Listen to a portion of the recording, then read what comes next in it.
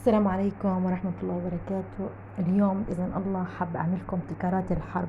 طبعا بسم الله ما شاء الله العدس صمد معانا كتير كتير كتير. عملنا منه بسكوت، عملنا منه خبز، عملنا منه دقة، عملنا منه شوربة، يعني دخل في أكلات كتير كتير. بنشكر أول شي وقفتوا معنا. المهم، هو بصراحة خبزه كتير كتير مفيد، يعني بروتين تمام. ف اليوم هيك جبت لكم الطريقة اللي أنا خبزت فيها. بتسمعوا أكيد عنا إنه فيش طحين، فيش غذاء، فيش أكل منيح. فبنلتجئ لبدائل الطحين اللي هو المكرونة، العدس، شغلات تانية كتير ناس يعني طحنتها وعجنتها، الرز غير وغيراته. فاليوم أنا إن شاء الله أعمل اللي هي عجينة العدس. أول إشي ما تنسوا اللايك، الاشتراك، بعد مشاركة الفيديو تمام. المهم طحنا العدس بنطحنه ناعم زي ما انتم شايفين، بودرة او طحين، يعني طحين العدس بنطحنه وما بنعجنه لحاله، بنحاول انه احنا نحط معاه شوية طحين عشان يمسك. فبنحط نفس مقدار العدس مقدار طحين، يعني كوباية عدس ما مطحون على كوباية طحين عادي. وممكن كمان لو هو اذا ما كان فيه طحين كتير عادي، ممكن لو هو مقدارين عدس ومقدار طحين او ممكن اكتر. يعني في ناس بتعمل لو هو مقدار عدس على 2 طحين، في اللي هو واحد عدس وواحد طحين، في 2 عدس وواحد طحين، على حسب شو هو متوفر. انا هذا المقدار كان متساوي، عدس مع الطحين مساويين لبعض. بعد هي شايفين انا حطيت طحين ابيض على جنب على اساس يبين انه احنا حطينا طحين.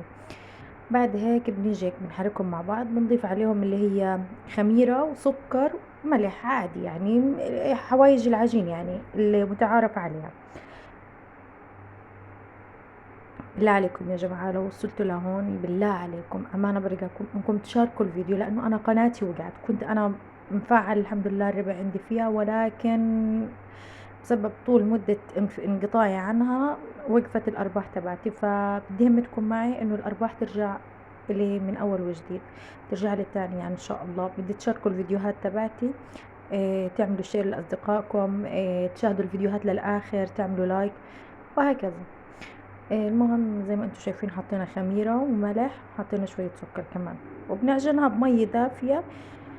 بس اهم اشي انه لما نيجي نعجن العجين نريحها شوي عشان انه العدس يتشرب، ما يكونش ما تفصلش العجينة معنا، او انه مثلا تقسى بالرق او اشي زي هيك، لانه بتشرب اللي هو ال- العدس هيتشرب مي، يعني مش طبيعي يعني مش زي الطحين العادي. فبعد ما نعجنها وبنريحها بنخليها شوي تمام. المهم بدنا دعواتكم يا جماعة، بدنا تدعوا لنا كتير كتير كتير. إيه الله بيعلم ظروفنا، يعني احنا الحمد لله الحمد لله الحمد لله مركز إيواء. امبارح قصفوه، بس الحمد لله انه الله يعني هيك حفظنا وما صار فينا اي اشي. لبست جلوفز لانه انا كنت مشاركة بهذا اللي هو الخبز، كان في معرض عنا. شاركنا ايش في ابتكارات عملناه بالحرب، يعني اللي شارك بخبز المكرونة، اللي شارك بخبز العدس، بدقة العدس، فلافل العدس، الشوكولاتة من الطحين، الشوكولاتة من المكمل، الشوكولاتة من الحلاوة كمان. يعني عملنا ابتكارات بسم الله ما شاء الله، يعني نحسد بصراحة على دماغاتنا يا جماعة. ان شاء الله ربنا يفك الحصار عنا وبترجع حياتنا احسن من قبل يا رب. زي ما انتم شايفين عجناها، بتحس العجين بتقطع هيك، ان هي مش زي عجينة الطحين، طرية كتير بالعجن. بس بعد شوي بتلاقوها بتتشرب اللي هو السوائل، لانه عدس زي ما كأنه بدنا ينقعه او اشي، كيف بتشرب هيك. يعني ما يغركم انه انا يعني ايدي اذا بتلاحظوا انه هي طرية كتير، بس بنتركها بعد العجن شوي بتمسك حالها. بعد هيك بنقرصها اللي هي قطعة عادي للرق. هاي زي ما انتم شايفين، شوفوا كل ما انا تركتها شوي كل ما العجين قسي شوي معي.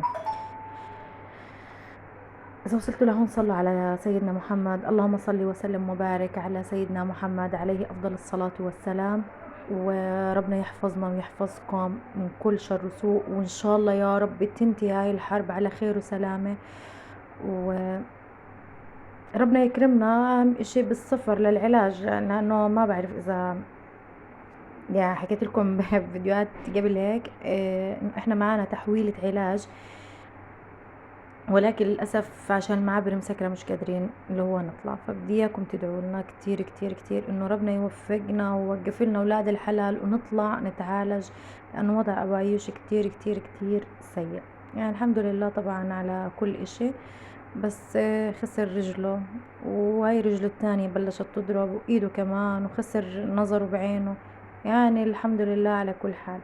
جلسات الغسيل كتير كتير يعني صعبة، وقت الغسيل كتير قليل، غير انه فيش علاجات منيحة ولا علاجات مناسبة زي ما كانت قبل. المهم زي ما انتم شايفين بنقطع العجين لدوائر او قطع، يعني قطع عجين، بعد هيك بنرقها وبنريحها شوي، بعدين بنبلش. باخر الفيديو هتشوفوا اللي هو شكل الخبز تبعه، يعني عن جد كتير كتير ممتاز وطري وما احلى. بس في يعني اشكالية اللي هو لما بيكون العدس ضعف الطحين، بيكون الخبز هيك شوية يابس شوي وما بنفخ معنا. لما بكون الطحين نفس اللي هو نفس عيار العدس او الطحين اكتر، بتكون العجين ظابطة وبنفخ معنا وبنحشى. غير يعني اذا كان العدس اقل اكتر عفوا ما بعمل يعني. فبنخبز بعد هيك زي ما انتم شايفين شكل الخبز، بنفخ بنحشى وطري، بسم الله ما شاء الله عليه ما احلى. المهم اذا وصلتوا معنا بالفيديو لهون رجاء امان عليكم ما تنسوا اللايك، ما تنسوا الاشتراك، ما تنسوا مشاركة الفيديو لاصدقائكم لحتى يشوفوا. طبعا هو مش محروق ولا اشي، هو لونه هيك يعني عدس احمر، ف يعني على طول هو بياخد لون. المهم دعواتكم إلا إنه ربنا يفرجها علينا، وأمانة هيك شاركوا لي القناة لحتى تطلع تاني. يعطيكم العافية ومشكورين على المشاهدة، وربنا يوفقنا ويوفقكم يا رب.